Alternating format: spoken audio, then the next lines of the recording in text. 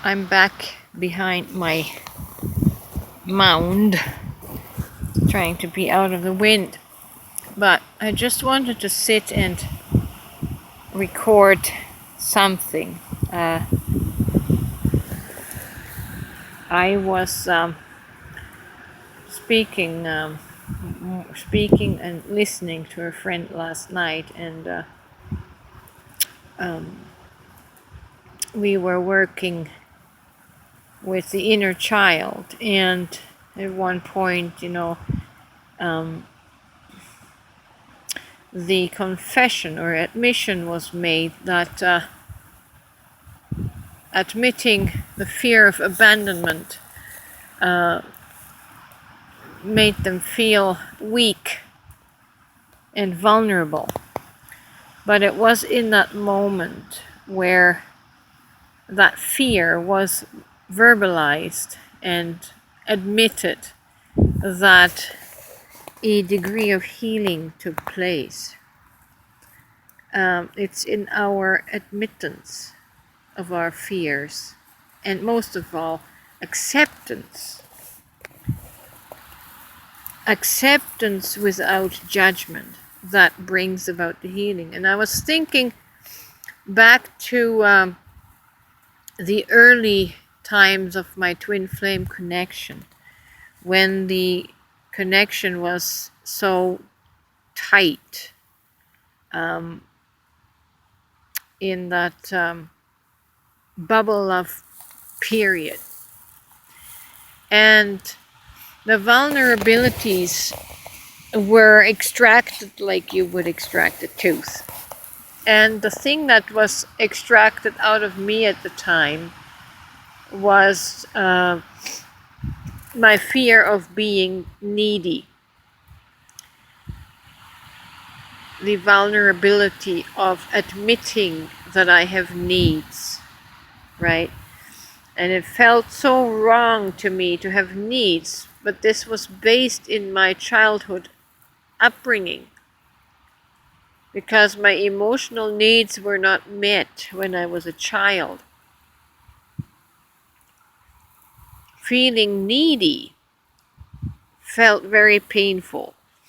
So I developed the stoic, hardened shell of not needing anyone, to become fiercely independent. And this is also why the dismissive avoidant attachment style was created in me. The fear of needing, the fear of having needs and not be able to have those needs met. So in the coping mechanism, the mind created the illusion that needs are unimportant, to not allow myself to be needy.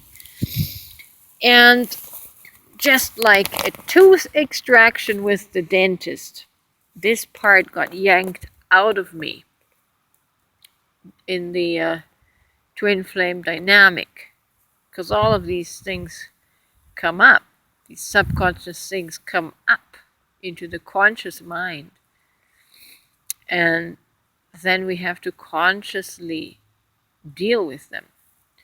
And so I allowed myself to be vulnerable and needy. I made the confession that I needed my twin, that I couldn't live without my twin and without their love. And then what typically happens with twin flames is the rejection phase will come after that and really burn you and really compound the pain of neediness or codependency. It's brutal.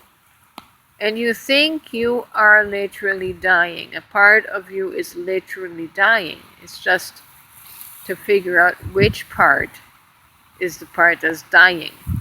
The ego mask is dying. And once again, it compounded this needs unfulfilled. Oh, and that is so painful. So painful. And again, you suffer letdown. And sometimes you're let down gently, and other times you're let down brutally hard. And it cracked me open, it cracked my ego. And I came to the realization that if there are needs and they need to be fulfilled, I'm going to have to be the one who meets and fulfills them, because no one outside of me is going to permanently meet my needs.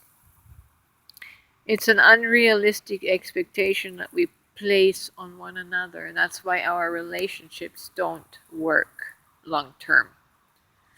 Why they fail. Because it becomes too heavy of a burden to be responsible for another person's happiness. You have to become responsible for your own happiness. And so the entire focus has to shift away from the outside to the inside. How can I create my own happiness? How can I create my own emotional fulfillment? Well, this is done through active, conscious self-love. You see, in society, in our culture, in the human culture, it doesn't even matter which culture ethnically, in the human culture, the self is vilified. You're taught since you're a child to never be selfish, to never be so self-absorbed, to never do anything for self. It's more noble to do for everyone else, right? To the neglect of self. And it's this neglect of self that's creating the vacuum and the deficit on the inside that makes us feel empty and void, because we are absent. We are not home. And in this absence of self is where the suffering is created. We have to bring the focus back to self, full on, and make our purpose for being all about the self, quite contrary to what society and tradition and culture told us. It is all about the self. It is all about the I am. And initially this idea scares people because of all the programming, the negative programming that we have received toward the self. You have to overcome that. And when you self-nurture and self-care and self-love, you will become literally full, full. So much so that there is going to be overflow of your happy self, of your contented self, that is going to benefit the external world, the people around you. They are going to benefit from a fulfilled self, because you're going to be a much happier person, a much more delightful person. And that is the benefit to the world. Whereas before you are frustrated, depressed, and angry, and the world around you suffers because of that. So do not be afraid of self-love and self-fulfillment.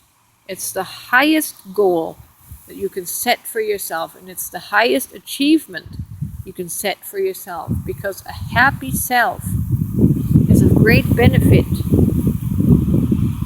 to the world.